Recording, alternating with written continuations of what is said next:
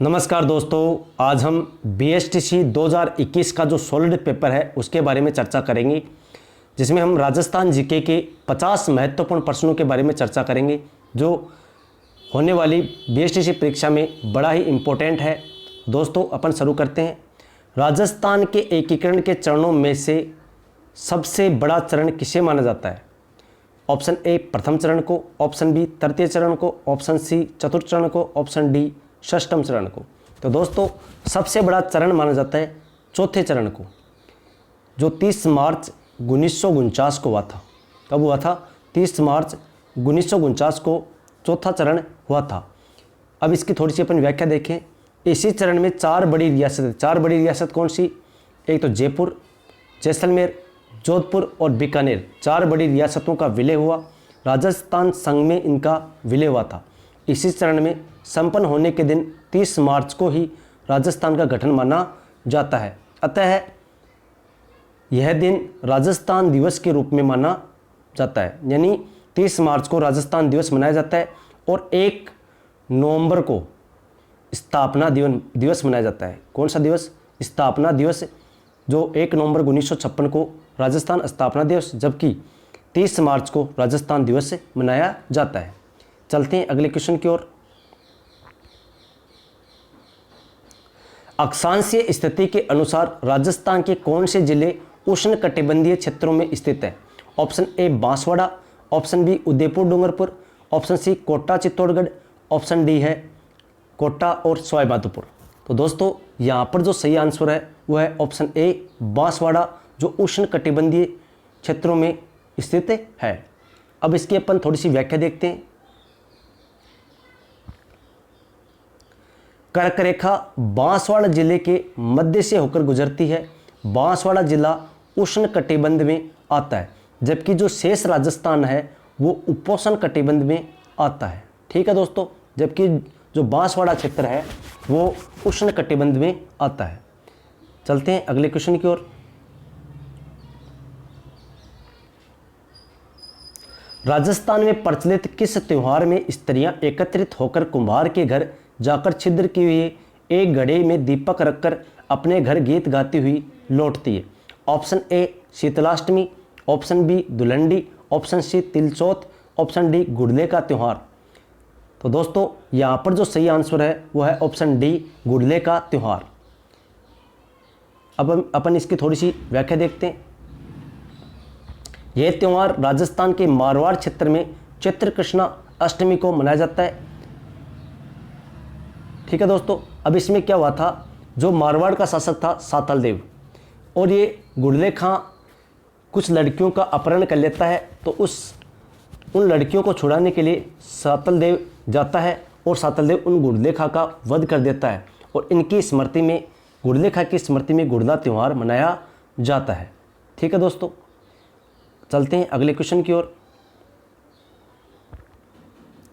किस अभिलेख को कर्नल जेम्स टोड द्वारा इंग्लैंड में ले जाते समय समुद्र में फेंक दिया गया था?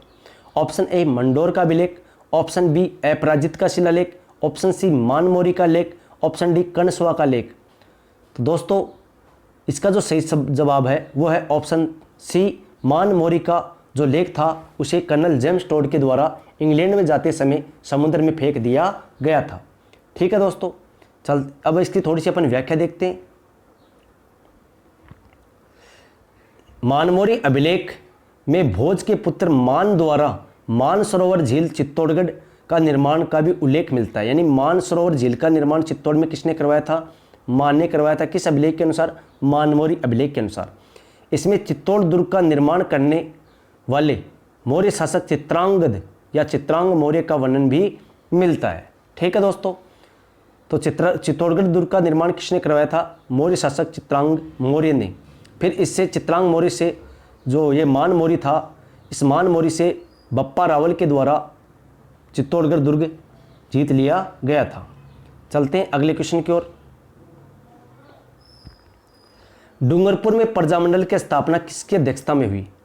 ऑप्शन ए है Gaurishankar Upadhyay, option B Hardev Joshi, option C Bhogilal Pandya, option D Manikyalal Verma.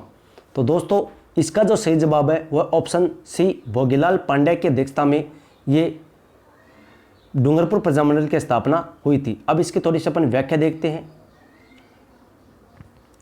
26 जनवरी 1944 को प्रजामंडल की स्थापना में अन्य मुख्य सहयोगी सदस्य श्री गौरीशंकर, श्री हरदेव जोशी, श्री माणिक्यलाल वर्मा, श्री शिवलाल कोटड़िया, ये डूंगरपुर प्रजामंडल के महत्वपूर्ण सदस्य थे।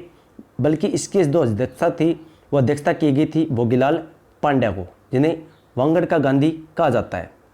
अगला क्वेश्चन है,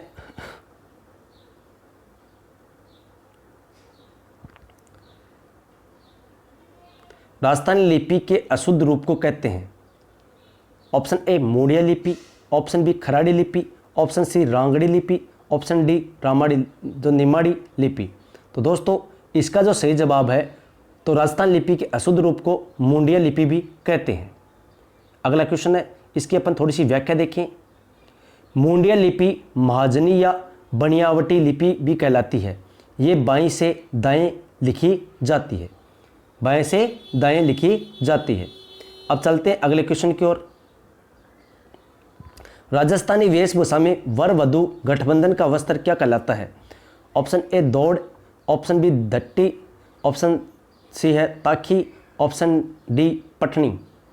तो दोस्तों इसका जो सही जवाब है वह ऑप्शन बी यानी डट्टी कहलाता है।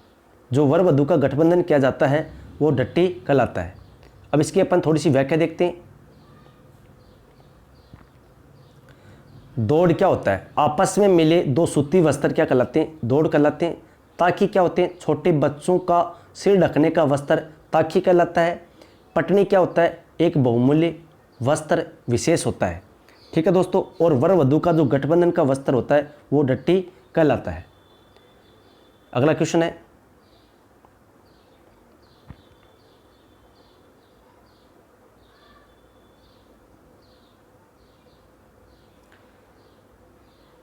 निम्न में से कौन सा युग्म असंगत है? पशु पक्षियों के सेठ जयपुर, रेजी चक, रमकड़ा उद्योग कांकरोली, पत्थर की मूर्तियां जयपुर। तो दोस्तों यहाँ पर जो असंगत है वह ऑप्शन सी रमकड़ा उद्योग कहाँ का प्रसिद्ध है? तो ये गलियाकोट डूंगरपुर का प्रसिद्ध है। ठीक है दोस्तों, इसकी व्याख्या दे रखी है। रमकड़ा उद्योग गलियाकोट डूंगरपुर का स्थित है। और जो बेणेश्वर धाम डूंगरपुर है वहाँ पर आदिवासियों का कुंभ लगता है। अगला क्वेश्चन है,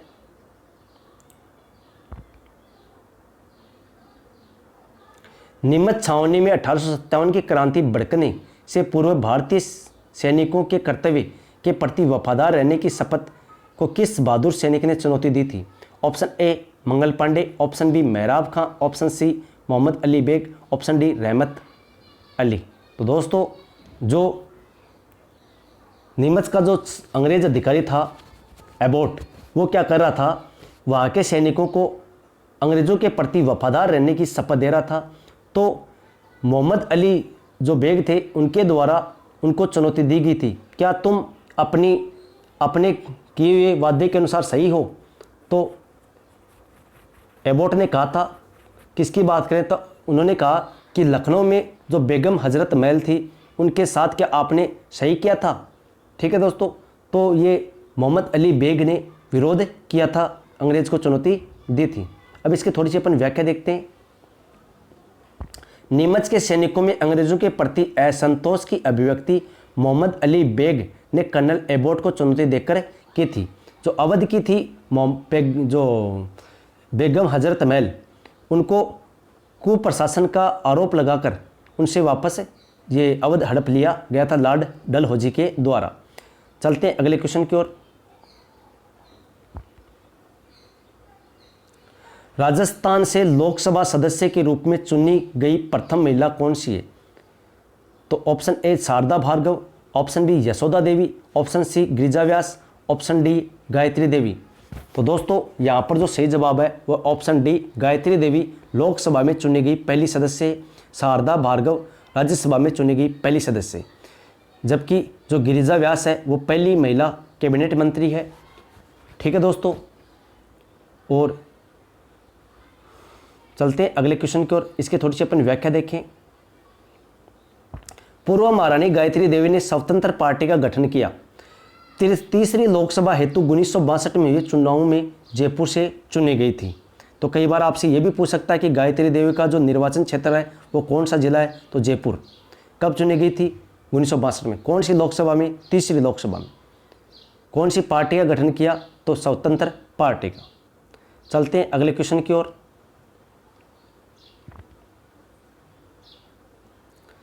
निम्न में से कौन सा युग्म असंगत है?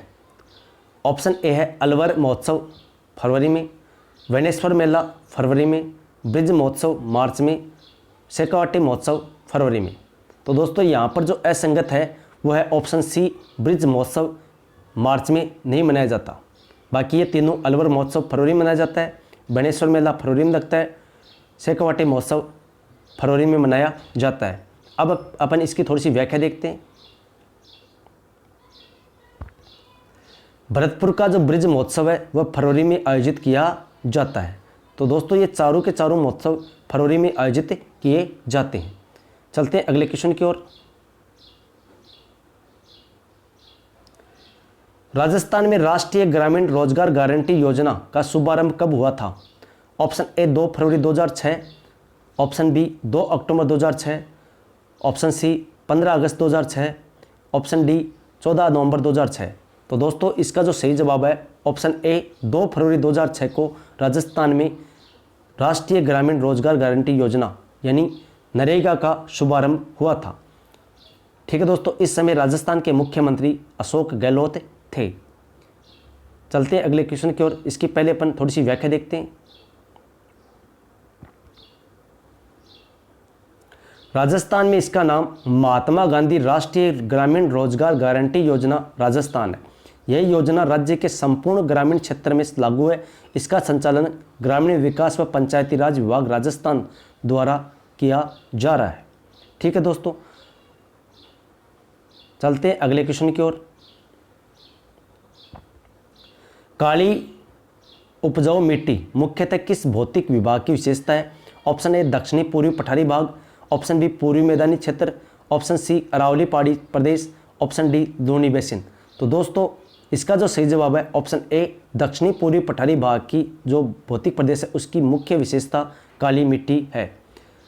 काली मिट्टी मुख्य रूप से हाड़ौती के पठारी जिलों में पाई जाती है तथा सवाईमाधोपुर और टोंक जिलों में भी पाई जाती है।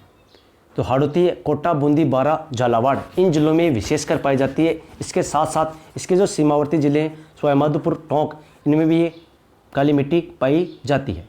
चलते हैं अगले क्वेश्चन की ओर। राजस्थान में मानसून का जुआ किसे कहा जाता है? ऑप्शन ए उद्योगों को, ऑप्शन बी कृषि को, ऑप्शन सी व्यापार को, ऑप्शन डी इनमें से कोई नहीं। तो दोस्तों इसका जो सही जवाब है राजस्थान में मानसून का जुआ कृषि को कहा जाता है। चलते हैं अगले क्वेश्चन की ओर। अब इसकी थोड़ी सी अपन व्याख्या देखते हैं। राज्य में सिंचाई सुविधाओं एवं भूजल की अत्यधिक कमी के कारण 2/3 कृषि क्षेत्र वर्षा पर पूर्णतः निर्भर है। अतः जब अच्छी वर्षा हो जाती है तो कृषि उत्पादन अच्छा हो जाता है, परंतु जब वर्षा कम होती है तो बाढ़ की स्थिति हो जाती है, तो फसलें बहुत कम होती है। इसलिए राज्य में कृषि को मानसून का जुआ कहते हैं।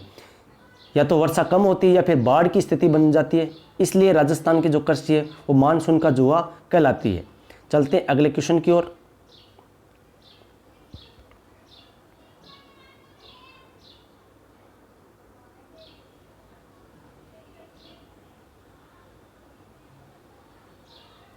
धौली गंगा परियोजना किस राज्य में स्थापित की गई?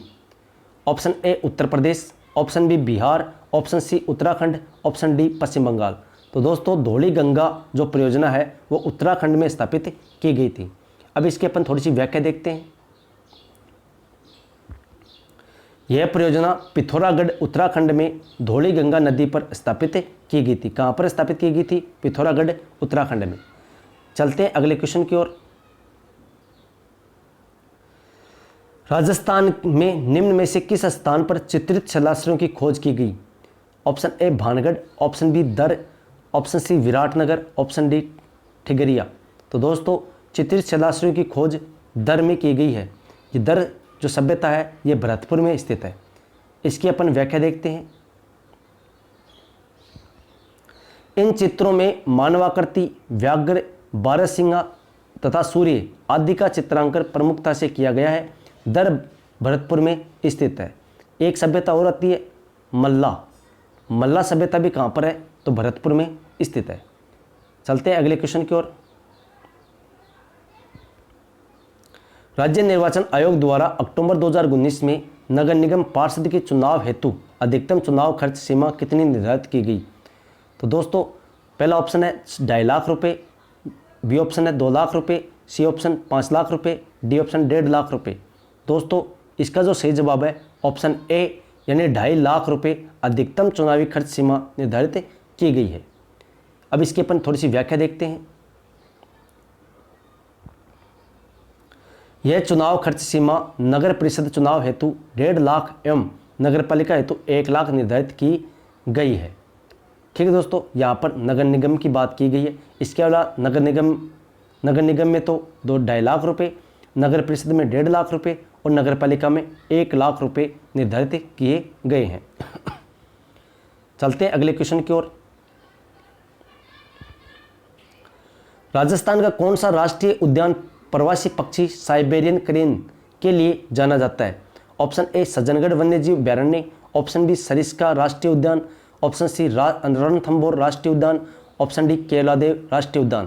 तो दोस्तों यहाँ पर जो सही जवाब है वो है ऑप्शन डी केलादेव राष्ट्रीय उद्यान, जो साइबेरियन क्रेन यानी जो सारस होते हैं उनके लिए प्रसिद्ध है। साइबेरियन जो क्रेन होते हैं उनकी प्रजनन स्थली केलादेव राष्ट्रीय उद्यान जो भरतपुर में स्थित है। चलते हैं अगले क्वेश्चन की ओर। अब इसकी थोड़ी सी अपन व्याख्या देख लेते हैं। पहले भरतपुर में स्थित केलादेव राष्ट्रीय उद्यान राजस्थान का सबसे छोटा राष्ट्रीय उद्यान है, लेकिन वर्तमान में सरिस्का ए ये सबसे छोटा उद्यान है जो अलवर में स्थित है। केलादेव को पक्षियों का स्वर्ग कहते हैं। इसे 1 अक्टूबर 1981 को रामसर साइट यानी आर्द्रभूमि क्षेत्र में घोषित किया गया था। अंतर्राष्ट्रीय पक्षी सफ़ेद सारस साइबेरियन क्रेन यहाँ पर सर्दी में आते हैं। किस मौसम में आते हैं? सर्दियों में आते हैं, ये ध्यान रखना। कब किया गया था इसे? रामसर साइट में 1 अक्टूबर 1981। रामसर साइट कहाँ पर स्थित है? तो ये भरतपुर में स्थित है। ठीक है दोस्तों, ये किसके लिए प्रसिद्ध है? तो ये साइबेरियन क्रेन के लिए प्रसिद्ध है। चलते हैं अगले क्वेश्चन की ओर। 56 मैदान संबंधित है। ऑप्शन ए मध्य माही बेसिन में, ऑप्शन बी हाड़ौती पठार से, ऑप्शन सी अर्ध शुष्क प्रदेश से, ऑप्शन डी पूर्वी मैदानों से। तो दोस्तों 56 का जो मैदान है ये माही नदी के द्वारा स्थापित मैदान है, जो डूंगरपुर, बांसवाड़ा, प्रतापगढ़ में जो 56 नदी नालों का जो समूह है इसे 56 का मैदान कहते हैं।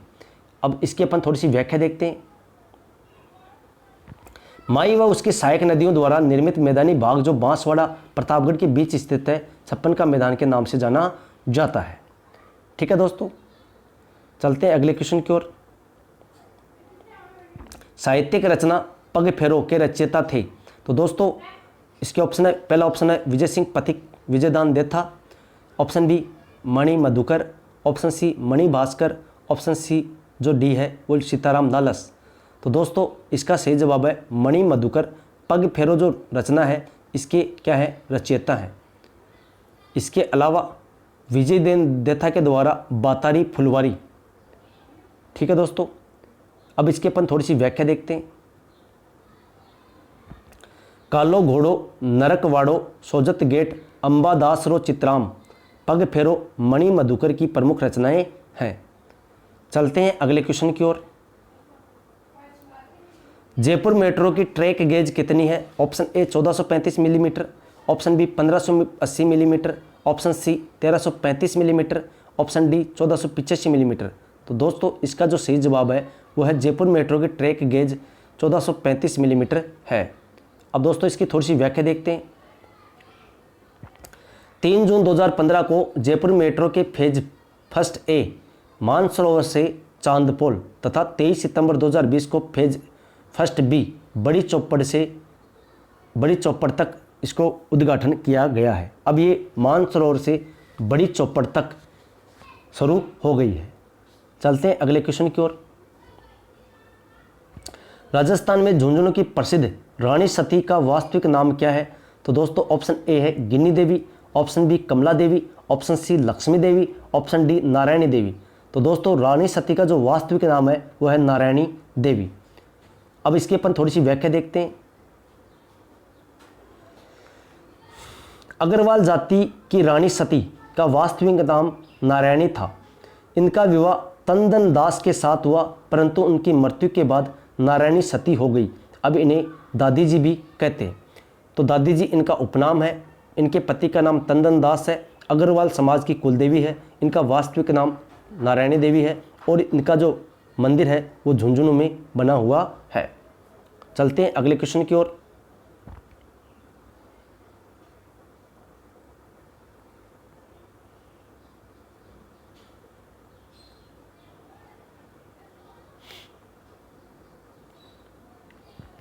अष्टछाप कवि मंडली का गठन किसने किया था? Option A Madhvacharya, option B Dadu Dayal, option C Vithalnath, option D Sundardas.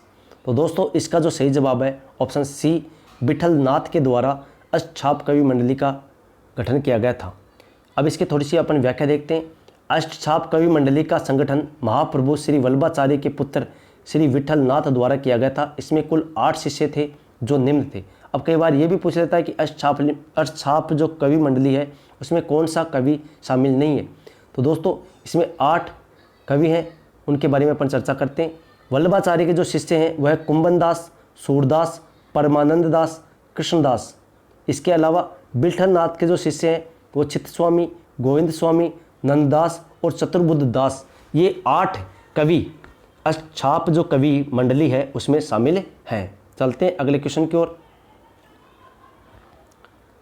निम्न में से कौन सा राजस्थान का प्रसिद्ध लोक नृत्य नहीं है?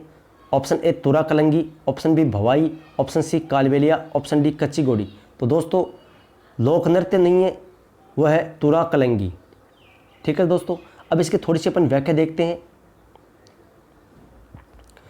तुरा कलंगी एक लोक नाट्य है। इसका प्रमुख वाद्य यंत्र चंग होता है। इसका प्रमुख क्षेत्र गोसुंडा, निम्बेड़ा, चित्तौड़गढ़ है। ठीक है दोस्तों, चलते हैं अगले क्वेश्चन की ओर।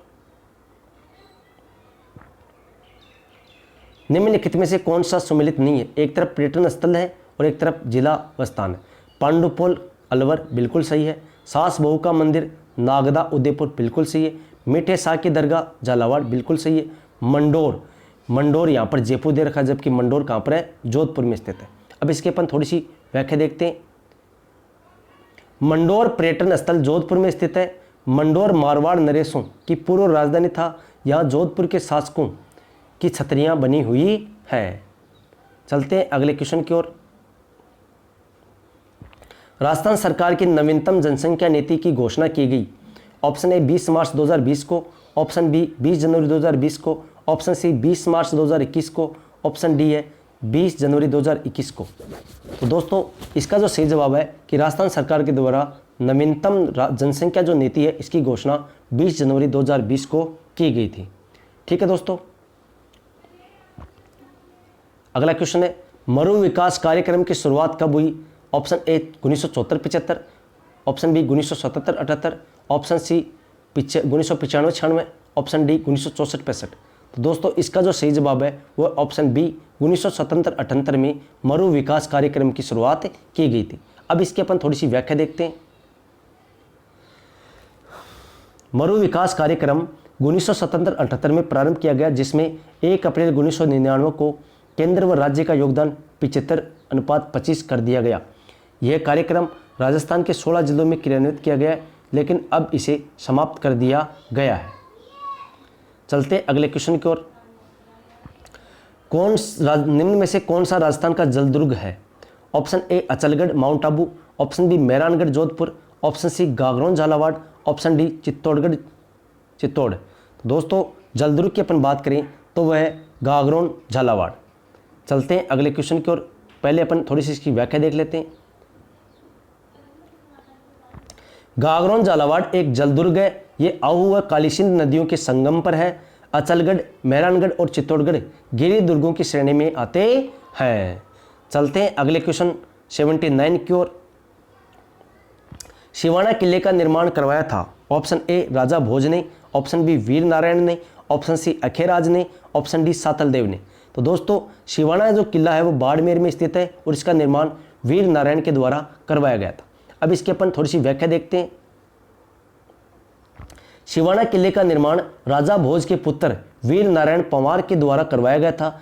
यह किला बाड़मेर जिले की हल्देश्वर पहाड़ी पर स्थित है। इसे जालोर की कुंजी कहा जाता है।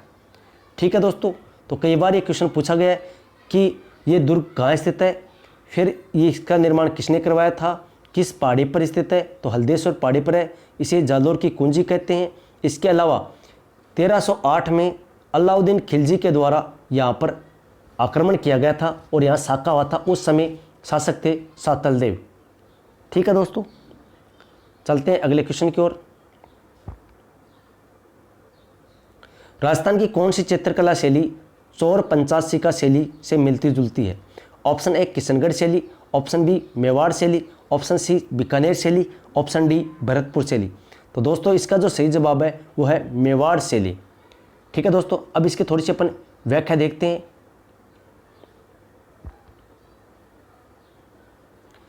मेवाड़ शैली का सर्वप्रथम मूल रूप चौर पंचाशिका ग्रंथ के चित्रों में दिखाई देता है। चौर पंचाशिका या विलन पंचाशिका में 50 छंद कश्मीर के प्रसिद्ध कवि विलन द्वारा रचे गए हैं। चलते हैं अगले क्वेश्चन की ओर। पिछवाई पेंटिंग्स कौन सी शैली से संबंधित है? ऑप्शन ए किशनगढ़ शैली, ऑप्शन बी मारवाड़ शैली, ऑप्शन सी शेखावाटी किली शैली, ऑप्शन डी नाथद्वारा शैली।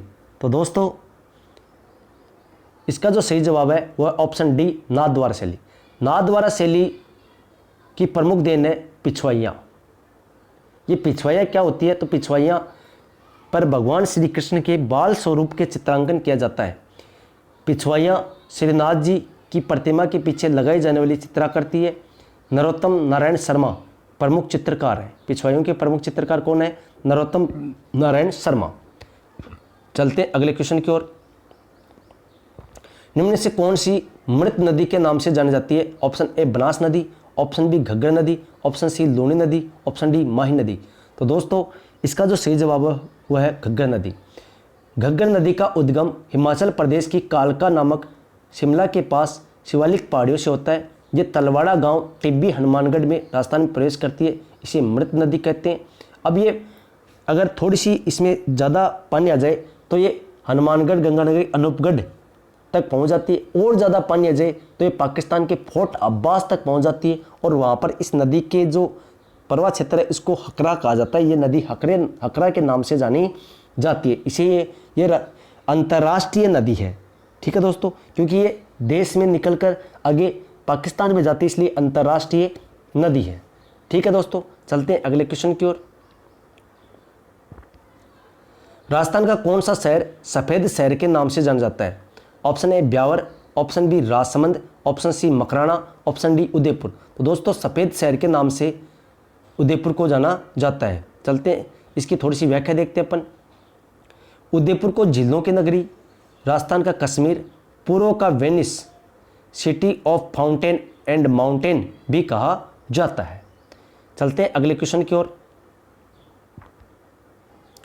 राजस्थान में गार्नेट के भंडार मुख्यतः पाए जाते हैं। ऑप्शन ए सवाईमाधोपुर में, ऑप्शन बी कालीबंगा में, ऑप्शन सी टोंक में, ऑप्शन डी पीलीबंगा में। तो दोस्तों गार्नेट के जो भंडार हैं राजस्थान में टोंक जिले में पाए जाते हैं। गार्नेट को रक्तमणि भी कहते हैं, इन्हें तांबड़ा भी कहते हैं, इसे फिरोजा भी कहा जाता है। इसे तांबड़ा, गार्नेट, फिरोजा, इसके अलावा इसे रक्तमणि भी कहते हैं। यह 2 प्रकार का होता है, एब्रेसिव व जेम 2 प्रकार का होता है। ये राजस्थान में यह टोंक, अजमेर, उदयपुर, भीलवाड़ा, जयपुर में मिलता है। टोंक में जेम गार्नेट के सर्वाधिक भंडार हैं। तो कई बार ये भी पूछा जाता है कि जेम गार्नेट के सर्वाधिक भंडार राजस्थान के किस जिले में है? तो टोंक जिले में सर्वाधिक जेम गार्नेट के क्या है? भंडार है। चलते हैं अगले क्वेश्चन की ओर।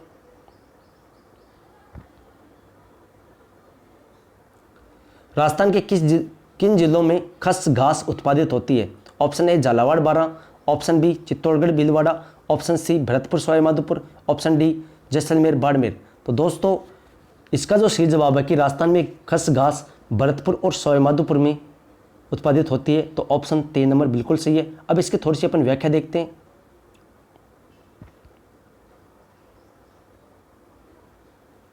खस एक विशिष्ट प्रकार की घास होती है जो शरबत और इत्र बनाने में प्रयुक्त होती है। ये टोंक, सवाईमाधोपुर, भरतपुर जिलों में उत्पन्न होती है। तो कई बार ये क्वेश्चन पूछा जा चुका है कि खस घास के प्रमुख उत्पादित जिले कौन कौन से हैं, तो टोंक, सवाईमाधोपुर और भरतपुर।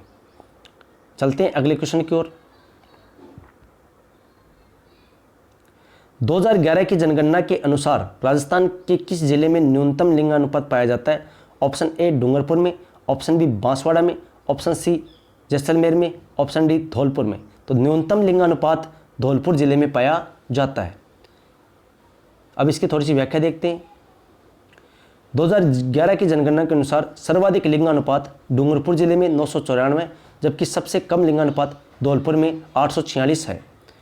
चलते हैं अगले क्वेश्चन की ओर।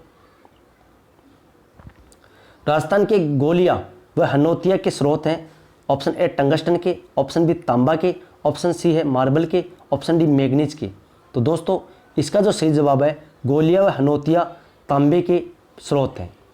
अब इसकी अपन थोड़ी सी व्याख्या देखें।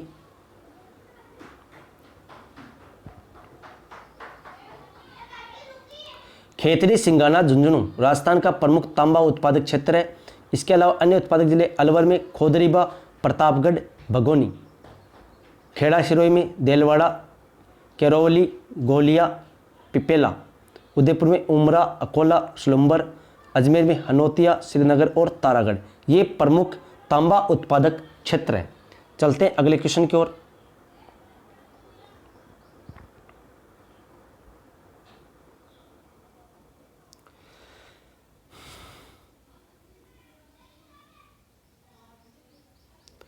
राजस्थान में प्रथम विद्रोह कहाँ और कब हुआ? ऑप्शन ए एरिनपुरा 28 जुलाई 1857, ऑप्शन बी खेरवाड़ा 28 मई 1857, ऑप्शन सी ब्यावर 28 जून 1847, ऑप्शन डी नसीराबाद 28 मई 1857। तो दोस्तों राजस्थान में प्रथम विद्रोह 28 मई 1857 को नसीराबाद अजमेर में हुआ था। यहाँ पर 15वीं एनआई के द्वारा विद्रोह कर दिया गया था। अब इसकी अपन थोड़ी सी व्याख्या देखते हैं।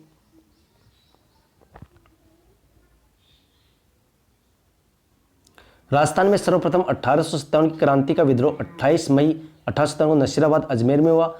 यहाँ पर 15वीं बंगाल नेटिव इन्फेंट्री के सैनिकों ने विद्रोह किया था। ठीक है दोस्तों, चलते हैं अगले क्वेश्चन की ओर। राजस्थान सरकार द्वारा जारी किया गया आयोग आपके द्वार कार्यक्रम निम्नलिखित में से किसकी जागरूकता के लिए है? ऑप्शन ए भूमि सुधार, ऑप्शन बी बच्चों के विरुद्ध अपराध, ऑप्शन सी किसान सहयोग, ऑप्शन डी वृद्धजनों के विरुद्ध अपराध। तो दोस्तों ये बच्चों के विरुद्ध अपराध के लिए आयोग आपके द्वार कार्यक्रम शुरू किया गया था। अब इसकी अपन थोड़ी सी व्याख्या देखते हैं। बालकों की समस्याओं को जानने और उनको मौके पर निस्तारण करने के लिए राजस्थान राज्य बाल अधिकार संरक्षण आयोग द्वारा बाल आयोग आपके द्वार कार्यक्रम शुरू किया गया था। चलते हैं अगले क्वेश्चन की ओर। दुर्सा आडा ने अपनी डिंगल कविता किस शासक के पक्ष में लिखी थी? Option A Maharana Pratap, option B Prithviraj, option C Hamirdev, option D है राणा सांगा। तो दोस्तों दुर्सा आडा ने अपनी कविताएं डिंगल भाषा में महाराणा प्रताप के पक्ष में लिखी थी। अब इसके बारे में अपन चर्चा करते हैं आगे कि दुर्सा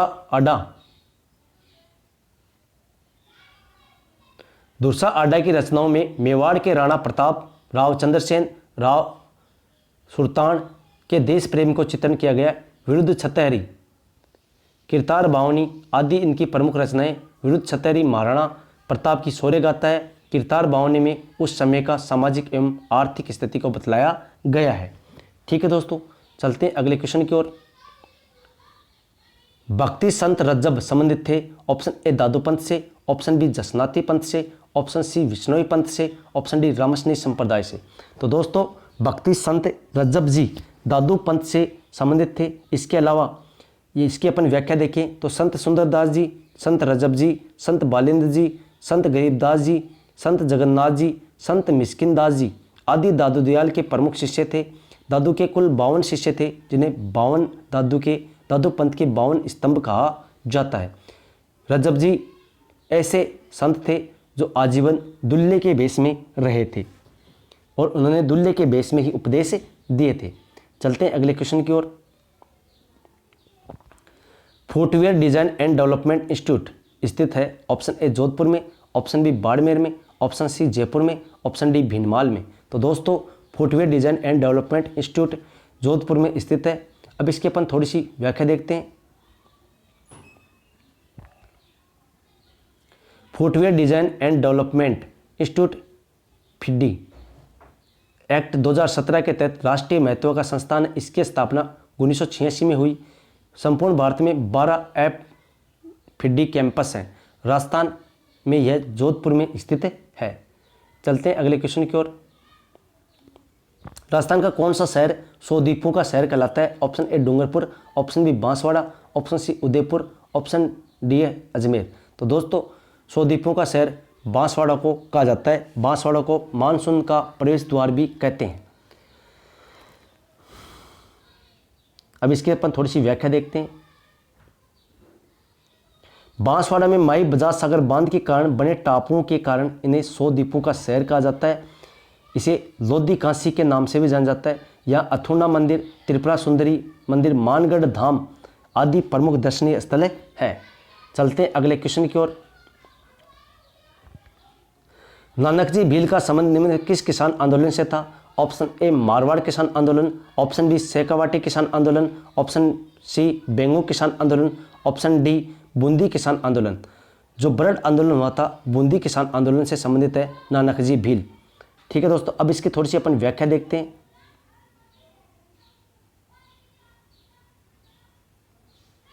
अप्रैल 1922 में बूंदी राज्य के ब्रड क्षेत्र में किसानों ने बूंदी प्रशासन के विरुद्ध आंदोलन प्रारंभ किया।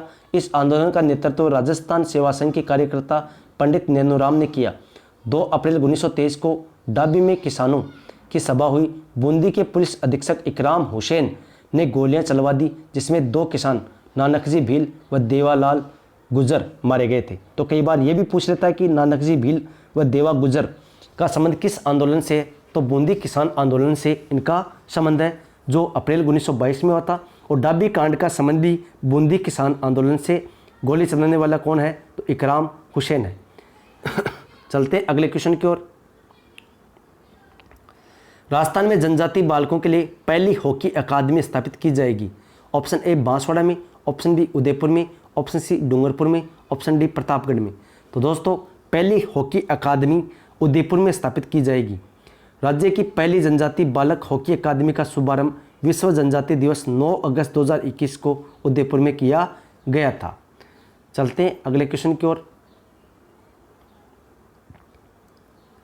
प्रसिद्ध रचना लीलटास के लेखक हैं। Option A Vijaydan Detha, option B Kanhaiyalal Sethia, option C Sitaram Lalas, option D Suryamal Mishran. तो दोस्तों लीलटास के जो लेखक हैं वह कन्हैयालाल सेठिया। कन्हैयालाल सेठिया के द्वारा धरती दोराड़ी, पाथल पीतल, मिंजर जैसी रचनाएं भी लिखी गई है। अब इसके अपन थोड़ी सी व्याख्या देखते हैं। कन्हैयालाल सेठिया की प्रमुख रचनाएं पाथल और पीथल, मिंजर, लीलटास, हमाणी आदि हैं। लीलटास के लिए इन्हें 1976 में राजस्थान भाषा के लिए साहित्य अकादमी पुरस्कार दिया गया था। तो कई बार ये भी पूछ लेते हैं कि कन्हैयालाल सेठिया को राजस्थानी भाषा साहित्य अकादमी पुरस्कार कब दिया गया? तो ये 1976 में दिया गया था। ठीक है दोस्तों, चलते हैं अगले क्वेश्चन की ओर। राजस्थान के रिफाइनरी प्रोजेक्ट निम्नलिखित में कौन हिस्सेदार है? राजस्थान के रिफाइनरी प्रोजेक्ट में निम्नलिखित में से कौन हिस्सेदार है? ऑप्शन ए ONGC और HPCL, option B Cairn Energy और HPCL, ऑप्शन सी राजस्थान सरकार HPCL और ऑप्शन 4 है ONGC और राजस्थान सरकार। तो दोस्तों इसका सही जवाब है ऑप्शन सी, राजस्थान सरकार और HPCL के मध्य ये राजस्थान रिफाइनरी हिस्सेदारी है। अब इसके अपन थोड़ी सी व्याख्या देखते हैं। राजस्थान रिफाइनरी परियोजना पंचभद्रा बाड़मेर में स्थापित की गई। पहली चीज़ यही इंपॉर्टेंट क्वेश्चन है। इसमें राजस्थान सरकार का 26% हिस्सा तथा Hindustan petroleum corporation limited HPCL का 74% हिस्सेदारी है। ठीक है दोस्तों, अपन लास्ट क्वेश्चन है उसके बारे में चर्चा करते हैं। राजस्थान में निम्नलिखित चोटियों का बढ़ते हुए क्रम में व्यवस्थित करना है। तो गुरु दिलवाड़ा, गुरु दिलवाड़ा, गुरु खो, ये तो गलत हो गया यहाँ पर, गुरु ये भी गलत हो गया। अब गुरु से जरा रखो, तो ये गुरु से जरा दिल लगाकर आशा को बनाए रखो भैरव बाबा, तो ऑप्शन ए बिल्कुल सही है। अब इस की थोड़ी अपन व्याख्या देखते हैं। गुरु शिखर की ऊंचाई, गुरु शिखर सिरोही में स्थित है, इसकी ऊंचाई 1722 मीटर है। दिलवाड़ा सिरोही में स्थित है, इसकी ऊंचाई 1442 मीटर है। इसके अलावा खोज जयपुर में स्थित है, इसकी ऊंचाई 920 मीटर है। नागपाड़ अजमेर में स्थित है, इसकी ऊंचाई 795 मीटर है। तो राजस्थान की तीसरी सबसे ऊंची चोटी है दिलवाड़ा, पहली सबसे ऊंची चोटी है गुरु शिखर। ठीक है दोस्तों, तो ये थे आपके 50 महत्वपूर्ण क्वेश्चन। आपको वीडियो कैसा लगा? वीडियो अच्छा लगा तो इसे लाइक करें, चैनल को सब्सक्राइब करें। ऐसे ही वीडियो के लिए चैनल को सब्सक्राइब करें तथा अपने दोस्तों में ज़्यादा से ज़्यादा शेयर करें। धन्यवाद। जय हिंद, जय भारत।